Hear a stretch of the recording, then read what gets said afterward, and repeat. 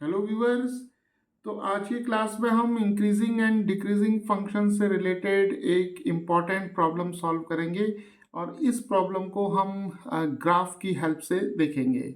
Right. और graph की मदद से हमें इस प्रॉब्लम का जो है वो सॉल्यूशन भी मिल जाएगा। राइट। तो देखिए, इंक्रीजिंग एंड डिक्रीजिंग फंक्शन का ये एक बहुत ही इम्पॉर्टेंट और कॉन्सेप्चुअल प्रॉब्लम है।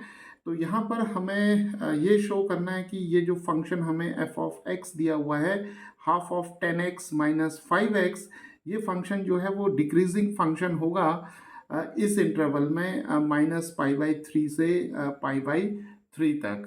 राइट। तो चलिए देखते हैं कि कैसे हम ग्राफ की हेल्प से इस प्रॉब्लम को सॉल्व करते हैं। तो यहाँ पर हमें जो फंक्शन दिया हुआ है वो है half 10x minus 5x। Right. तो इंक्रीजिंग एंड डिक्रीजिंग फंक्शंस के लिए हम क्या करते हैं कि जो फंक्शन हमें दिया हुआ होता है इसका हम डेरिवेटिव फाइंड आउट करते हैं। तो सबसे पहले हम एफ ऑफ एक्स को डिफ्रेंशिएट करते हैं एक्स के रिस्पेक्ट में। तो हमारे पास एफ प्राइम ऑफ एक्स आ जाएगा हाफ 10x का डेरिवेटिव आ जाएगा सीकेंट स्क्वायर एक्स, और यहाँ पर 5x का डेरिवेटिव हमें मिल जाएगा 5, क्योंकि x का डेरिवेटिव हो जाएगा 1।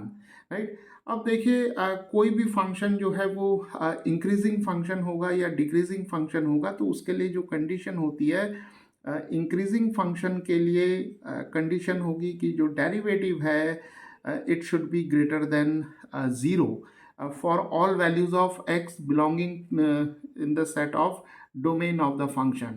राइट। और डिक्रीजिंग फंक्शन होगा अगर डेरिवेटिव जो है वो नेगेटिव हो जाता है, यानी कि लेस देन 0 होता है। तो यहाँ पर हमें ये शो करना है कि ये जो फंक्शन हमें दिया हुआ है, ये फंक्शन जो है वो एक डिक्रीजिंग फंक्शन है इस इंटरवल में।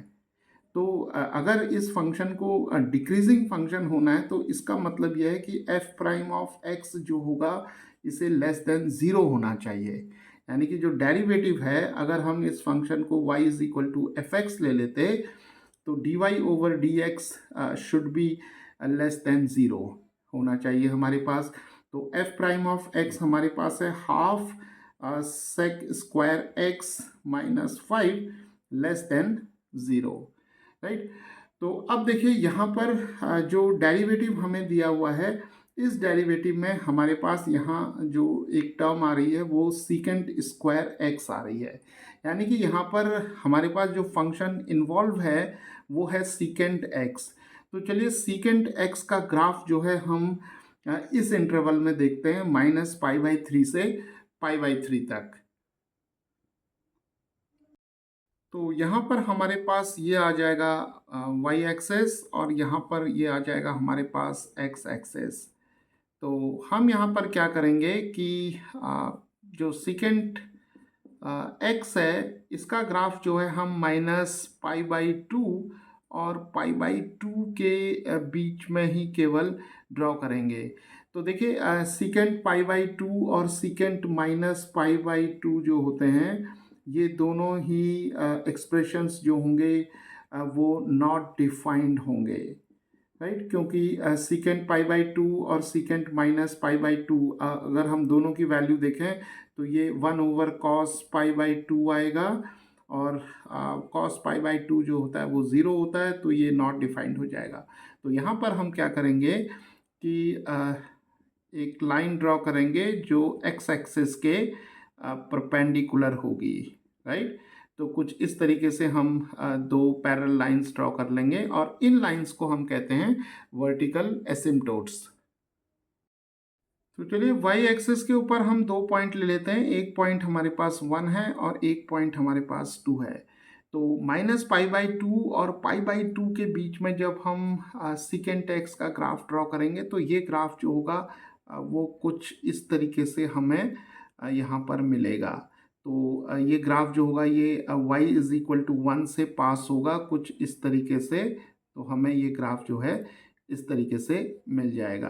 तो ये एक हमारे पास रफ डायग्राम हो गया। तो यहाँ पर ये पॉइंट जो होगा वो 1 हो जाएगा। तो अब देखिए, हमें इस फंक्शन को डिक्रीजिंग फंक्शन शो करना है इस इंटरवल में। यानी कि -π/3 और π/3 के बीच में। और ये दोनों पॉइंट्स जो होंगे वो -π/2 और π/2 के बीच में होंगे, राइट। तो देखिए -π/3 जो होगा वो -60 डिग्रीज होगा, और π/3 जो होगा वो 60 डिग्रीज होगा। तो चलिए यहाँ पर हम ले लेते हैं पॉइंट -π/3, राइट। और यहाँ पर हम पॉइंट ले लेते हैं +π/3। तो ये पॉइंट होगा हमारे पास -60 डिग्रीज, और ये पॉइंट होगा हमारे पास 60 डिग्रीज।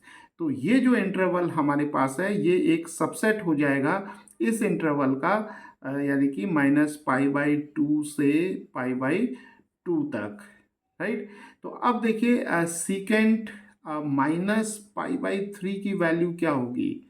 तो देखिए सीकेंट -थीटा जो होता है वो सीकेंट थीटा होता है।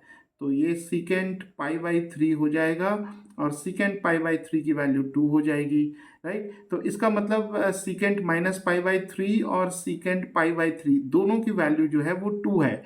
तो यहाँ पर हमारे पास ये 2 हो जाएगी वैल्यू, और उसी तरीके से यहाँ पर भी हमारे पास वैल्यू 2 आ जाएगी।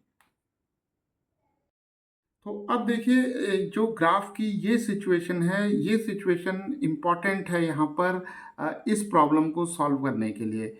अब देखिए हमें इस फंक्शन को डिक्रीजिंग फंक्शन शो करना है इस इंटरवल में, -π/3 से π/3 तक। तो इसका मतलब अगर कोई भी पॉइंट x जो है वो इस इंटरवल में होता है -π/3 से π/3 तक, तो सीकेंट x की वैल्यू किस इंटरवल में लाई करेगी, राइट। तो देखिए अगर कोई पॉइंट मान लेते हैं हम यहाँ पर x ले लेते हैं, ये पॉइंट हमारे पास x है, और ये पॉइंट जो है -π/3 और π/3 के बीच में लाई करता है। तो अब अगर हम यहाँ से x पर सीकेंट x की वैल्यू निकालेंगे तो ये वैल्यू कुछ यहाँ पर मिलेगी हमें, राइट। तो यहाँ पर मिलेगी, ये पॉइंट जो होगा वो सीकेंट x की वैल्यू देगा। तो सीकेंट x जो होगा वो 1 और 2 के बीच में लाई करेगा। तो उसी तरीके से अगर मान लेते हैं हम x को यहाँ पर ले लेते, तो देखिए तो सीकेंट x की वैल्यू जो होती वो हमें कुछ यहाँ पर मिलती, 1 से ऊपर मिलती, क्योंकि सीकेंट 0 की वैल्यू जो होगी वो 1 होगी, राइट। तो x की वैल्यू कोई भी हम लेंगे -π/3 और π/3 के बीच में, तो सीकेंट x की वैल्यू जो होगी वो 1 से ग्रेटर होगी और 2 के बीच में होगी। तो यहाँ पर ग्राफ से हमने इस इनइक्वालिटी को क्रिएट कर लिया है, यानी कि secant x is greater than 1 but less than 2 for all values of x belonging to this interval -π/3 to π/3। और अगर हम यहाँ x की वैल्यू 0 ले लेते, यानी कि ये x जो होता अगर 0 हो जाता, तो हमारे पास सीकेंट x की वैल्यू जो होती सीकेंट 0, और सीकेंट 0 जो होता 1 होता, तो तब हम यहाँ पर होते। तो तब इस इनइक्वालिटी में यहाँ पर हमारे पास इक्वल टू का भी साइन होता, राइट। तो चलिए अब secant x is greater than 1 और लेस देन 2 हमें यहाँ पर मिल गया है। तो चलिए इस इनइक्वालिटी के थ्रू आउट हम जो है वो स्क्वायरिंग कर देते हैं। तो देखिए हमें क्या मिलेगा, 1² less than secant square x less than 2²। तो हमें मिलेगा 1 secant square x less than 4 आ जाएगा। तो अब देखिए जो डेरिवेटिव हमने यहाँ निकाला था एफ प्राइम ऑफ एक्स, ये था हाफ सीकेंट स्क्वायर एक्स -5। तो हम क्या करते हैं कि इस पूरी इनइक्वालिटी को जो है वो हाफ से मल्टीप्लाई कर देते हैं। तो हमें क्या मिल जाएगा यहाँ पर हाफ, और यहाँ पर आ जाएगा हाफ सीकेंट स्क्वायर एक्स, और यहाँ पर 4/2, तो यहाँ पर हमें मिल जाएगा 2।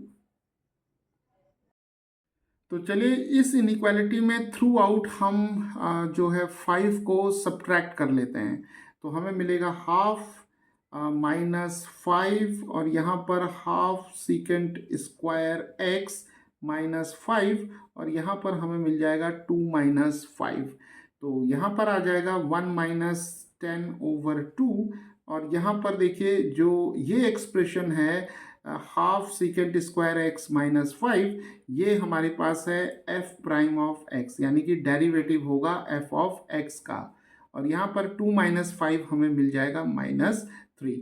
तो देखिए यहाँ पर आ जाएगा -9/2, और यहाँ पर F prime of x less than -3, तो ये मिल जाएगा हमें -4.5 less than F prime of x, और यहाँ पर हमें मिल जाएगा -3। तो अब देखिए इस इनइक्वालिटी से हम क्या कंक्लूजन निकाल सकते हैं कि जो एफ प्राइम ऑफ एक्स है वो -4.5 और -3 के बीच में लाई कर रहा है, राइट। तो अगर हम इसे नंबर लाइन के ऊपर देखें तो ये ज़ीरो हो जाएगा, यहाँ पर कहीं हमें -4.5 मिलेगा, और यहाँ पर कहीं हमें -3 मिल जाएगा। तो डेरिवेटिव जो है वो -4.5 और -3 के बीच में लाई कर रहा है। तो इसका मतलब एफ प्राइम ऑफ एक्स जो होगा वो नेगेटिव होगा, राइट, क्योंकि एफ प्राइम ऑफ एक्स जो है -4.5 और -3 के बीच में लाई कर रहा है अकॉर्डिंग टू दिस इनइक्वालिटी। तो एफ प्राइम ऑफ एक्स हमेशा जो होगा वो नेगेटिव होगा फॉर ऑल एक्स, राइट। और वो जो x है हमारे पास वो है इस इंटरवल में -π/3 और π/3 के बीच में, राइट। तो f prime of x negative हो गया, तो इसका मतलब f प्राइम ऑफ x जो है वो लेस देन 0 हो जाएगा for x belonging to -π/3 to π/3। और डिक्रीजिंग फंक्शन के लिए जो कंडीशन है वो है f prime of x should be less than 0। तो इसका मतलब ये फंक्शन जो होगा वो डिक्रीजिंग फंक्शन होगा इस इंटरवल में -π/3 से π/3 तक, क्योंकि f प्राइम ऑफ x जो है वो लेस देन 0 है for all x belonging to this interval, right. तो व्यूअर्स, इस तरीके से हम ग्राफ की मदद से इस फंक्शन को जो है वो डिक्रीजिंग फंक्शन इजीली शो कर हमने किया इस इंटरवल में -π/3 से π/3 तक।